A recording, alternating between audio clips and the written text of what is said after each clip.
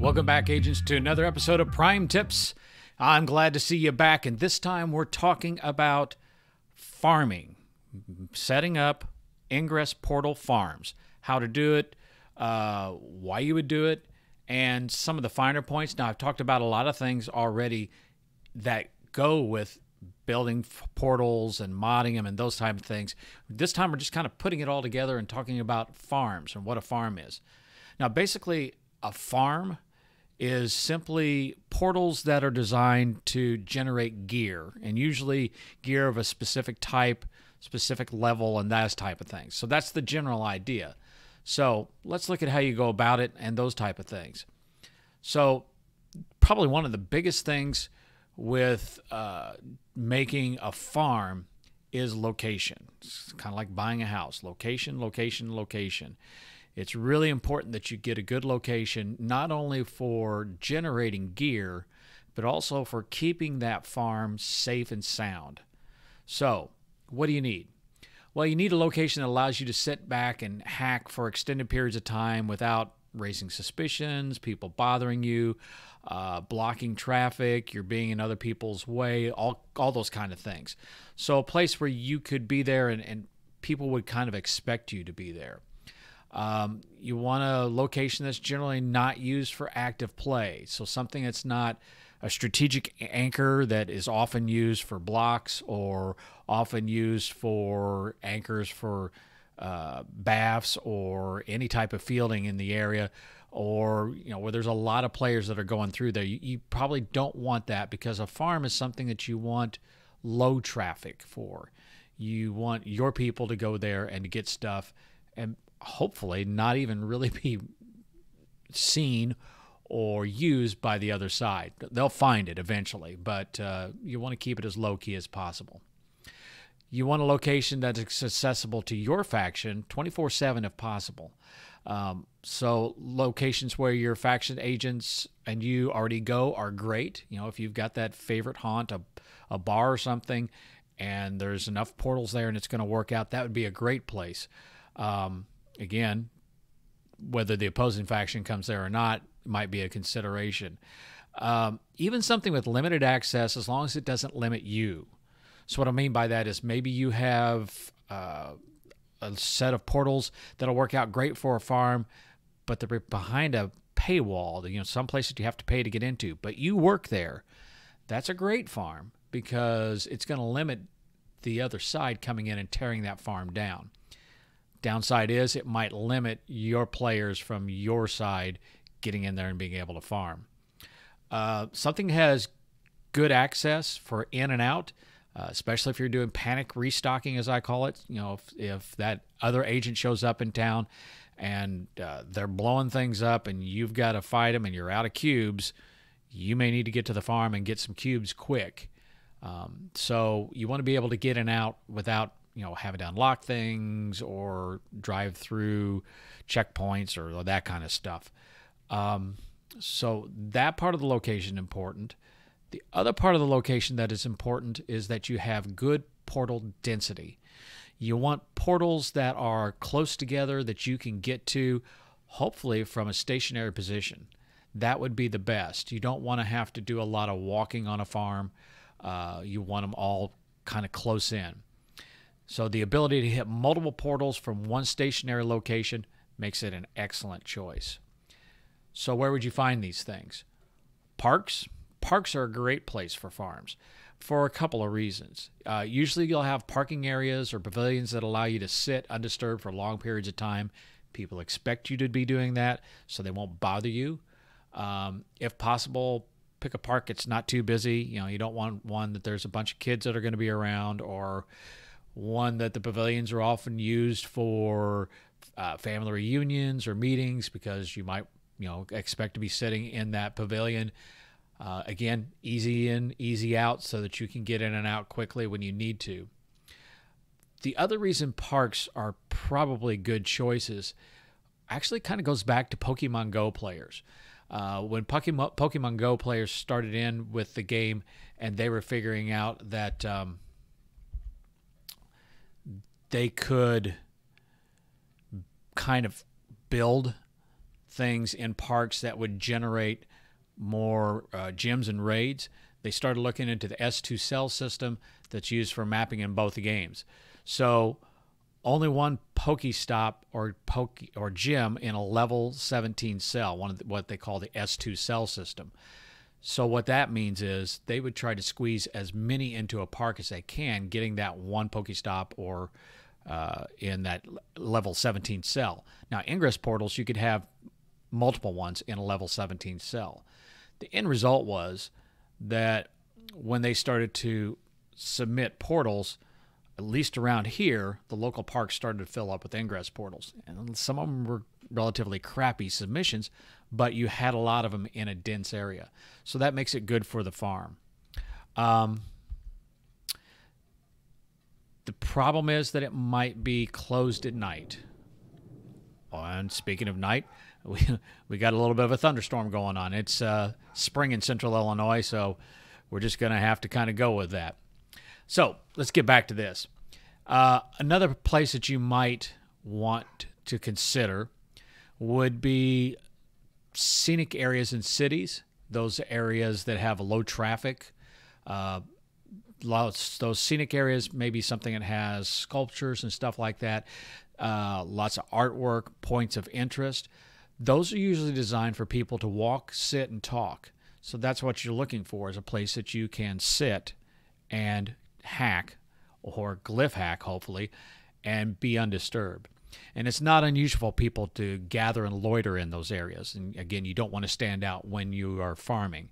The only problem that you may run into is that they might have a high MU count for anchoring portals in population-dense areas. So if it's in a downtown area, it might have a lot of traffic for other players going in and looking at those things. The other thing you want to take into consideration is only build as many portals as you can maintain. You might consider, hey, there's a whole bunch of portals here. Let's make them all part of the farm. But you got to consider that you're going to keep these charged for a long period of time. And if you have a lot of portals in your farm, you're going to have to get a lot of cubes to keep them charged. And eventually that's going to wear on you. So only go with as many as you think that you can keep charged. Also think of keys. You want to make sure that you keep a key so you can do a remote charging. So keep at least one key for each portal in your farm so that you can charge it, or hopefully you won't have to defend it if someone else happens to go there. The rule of thumb is don't link or field using farm portals. These are not designed for offense or defense. So if you link or field off of them, that draws attention, it draws attackers, and that's not what you want. They're just not designed for that. So how do you go about designing and deploying? Well, you would think that you want the highest level portals are the best thing, but that is great, but it's not always the best. It depends upon what you need and what's available. So higher level portals don't really increase the drop rate of more powerful mods more often, although it might appear so. We'll talk about why. The drop rate's pretty much the same for anything. It just depends on how many times you hack that particular portal. Glyph hacking, of course, is always better. You get bonus items, which means you get more choice, more chances to get rare items. So you build portal levels that are consistent with your needs. So level resonators for the things that you're always short on. So if you happen to always be short on level 4 resonators and you can't do deploys because you're short on level 4 resonators, put some level 4 portals in your farm. If level 7 happens to be the one that you miss out on a lot, if you can get a level 7 portal in that farm, build a level 7. Of course, if you can build an 8, build an 8. That's great. But again, if you've got 300 L8 resonators and you got 2 L4s, you're going to need those L4s to build things. You probably need to generate L4s. Now, you also need to consider the drop level of items. So the drop level is based on a bell curve. So what that means is that about 68% of the time, that portal is going to drop the same level gear as the portal. So a level 4 will drop a level 4 68% of the time. About 27% of the time, it's going to drop a gear that is one level higher or one level lower. And only about 5% of the time, it's going to drop gear that's 2 levels higher or 2 levels lower. Now, we're talking about level things like resonators and bursters. So, for instance, a level 4 portal, 68% of the time, it's going to be a level 4 item. 27% of the time, it's going to be a level 3 or level 5 item. And only 5% of the time, it's going to drop something that's level 2 or level 6. So you won't see that very often. Level 8 portals, level 7 in some respects, are different because you can't go one level higher or one level lower. So it has to go 8. So what that really means is, on average, about 84% of the time you're going to see level 8 gear come out. And then about 13.5% you'll see 7, and about 2.5% you'll see 6. And again, those are averages based on what we've seen. There's no guarantee there, but that's kind of what happens. The basic rule of thumb is the more stuff you hack, the better chance you have of getting those rare and very rare items.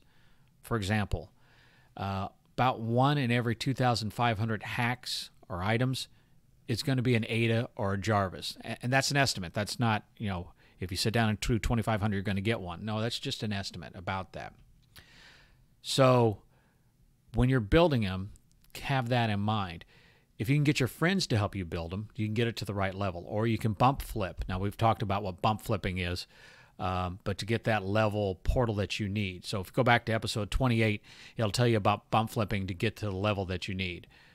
The other thing that's always nice is offer to bump the portals on a farm when you're in town. So if you know that you're going to a town nearby and somebody has a farm they're building, hey, go by and say, hey, do you want me to put some 8s and 7s on there to help you out? How to mod those farming portals. Modding is something that, there's a lot of different ways that you can do it to get what you want. If you go back and listen to or watch episode 30, where I talk about heat sinks and multi-hacks for the specs, you can get down to the nitty-gritty. But generally, basically, what you would want to do is put the rarest heat sink you have on that portal. That's going to cut down on the cooldown time, so less time between hacks. And you want to put on the rarest multi-hack to increase the number of hacks before burnout. So you get to hack it more times before it burns out and you can't hack it anymore. Now, if multiple portals are in reach, you want to try to get that cooldown time enough so that you can rotate through all the portals nonstop. And that's the best design. So if you have, 5 portals and you're able to hack 1, 2, 3, 4, 5, and by the time you get back to number 1, it's cooled down, you can just rotate through those and you can build up stuff really quickly. Now, there is a diminishing return for multiple heat sinks and multi-hacks. You can put them on, but it doesn't always give you much. So if we go back to the mod calculator, you can kind of see that if I put on, let's say that I put on a very rare multi-hack and a very rare heat sink, and now I got a 90-second cooldown, which actually that's less. That would be 45 now in COVID time because they've reduced the cooldown time. But in regular time, 90 seconds between hacks, and you would get 16 of them. So you may think, well, I'll just throw on another, I'll have somebody come by and we'll put on another rare heat sink, and that should have that again. No, it doesn't really do that. It gives you like half of the half, so you're down to 58 seconds. So I put on a third one, and now I'm down to 38 seconds, and I'm still getting only 16. So you probably need to think about maybe putting something else on there, like an EDO in, which we'll talk about, or having more portals in your farm, which allow you to work that cooldown time so that it works out for you better. Okay. So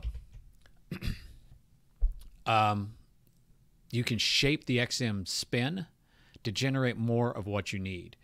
So what I'm talking about here are EDON pluses and EDON minuses.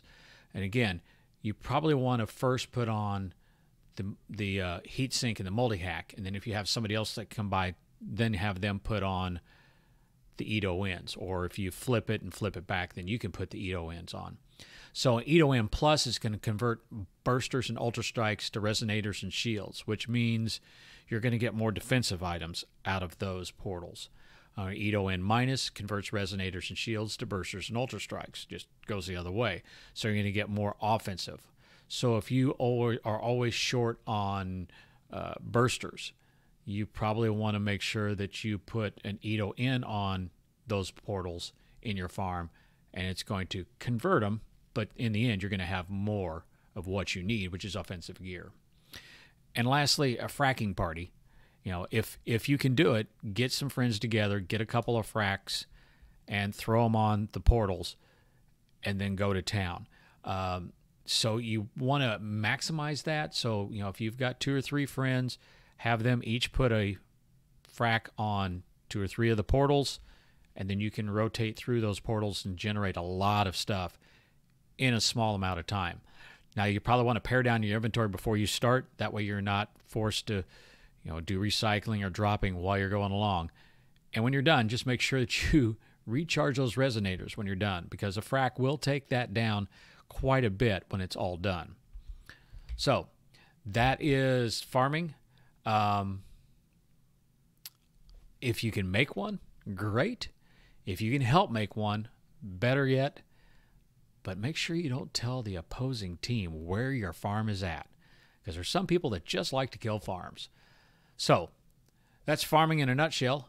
I hope I see you in the field soon. So long, agents.